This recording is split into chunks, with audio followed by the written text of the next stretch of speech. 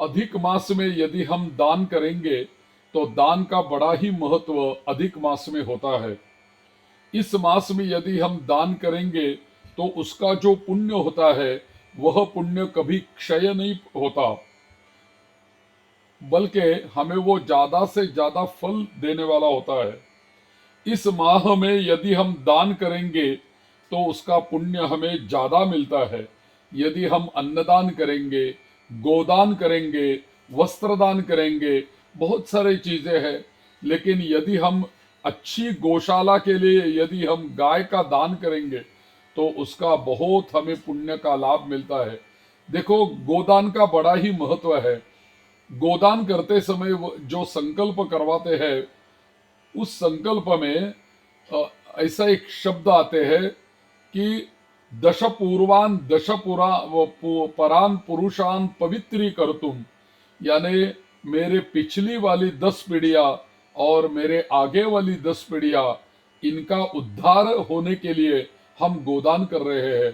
तो हमारे पुरखों का उद्धार होने के लिए, पितरों का उद्धार होने के लिए, पितरों को पुण्य की प्राप्ति होने के लिए, हमारे पितरों को मोक्ष मिलने के लिए इसी माह में जो पर्व दिन आते हैं उसी पर्व दिन अवश्य गोदान करना चाहिए। लेकिन आप बोलोगे कि सभी को गोदान करना आसान नहीं होता, तो क्या कर सकते हैं? तो गो माता के लिए कुछ हम पानी की व्यवस्था कर सकते हैं। गो माता के लिए इन दिनों हरे चारे की आवश्यकता होती है, तो हरे चारे की व्यवस्था कर सकते हैं। या तो धूप से बचने के लिए कोई छाया की आवश्यकता होती है, तो छाया की व्यवस्था कर सकते हैं। उसके लिए कुछ पेड़ लगा सकते हैं। या तो जहाँ भी गौशाला चल रही है वहाँ कुछ गायों के लिए कुछ चाहिए तो कुछ भी हम दान दे सकते हैं गौशाला के लिए। गौशाला जो चलाते हैं उनके लिए बहुत सारी वस्तुओं की आवश्यकता रहती है, जैसे कि हरा चारा लगता है। कोई कोई गौ माता बीमार होती है तो उसके लिए वैद्यकीय सेवा लगती है, और बीमार होती है तो औषधि की आवश्यकता होती है। बहुत सारी चीज़ों की आवश्यकता होती है।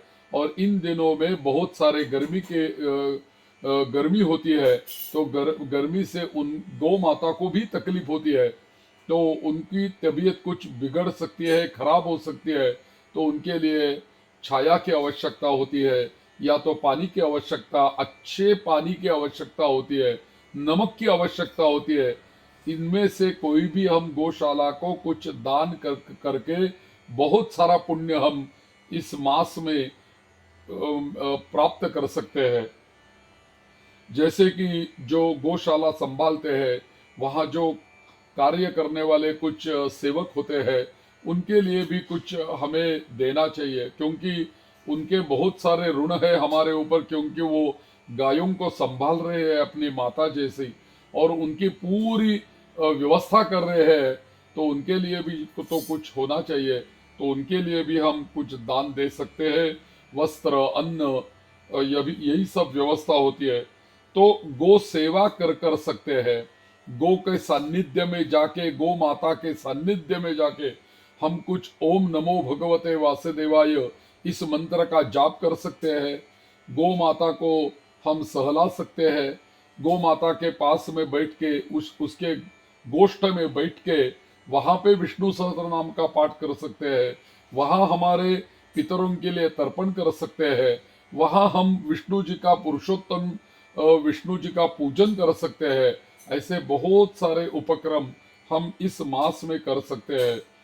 तो गोदान संभव हो तो पहले गोदान करो, या तो गोदान संभव नहीं होगा तो अवश्यमेव गौ हेतु चारा दान करे, पानी की व्यवस्था करे, और जो गायों के लिए आवश्यक होता है वही उनको देना, वही उनके लिए दान कहलाता है।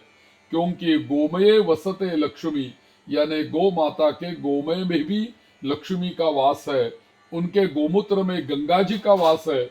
तो गंगा और गोमूत्र, उनके गोबर और गोमूत्र में हमें प्राप्त हो जाते हैं, तो हमें अपने आप पवित्रता, शुद्धता प्राप्त हो जाती है।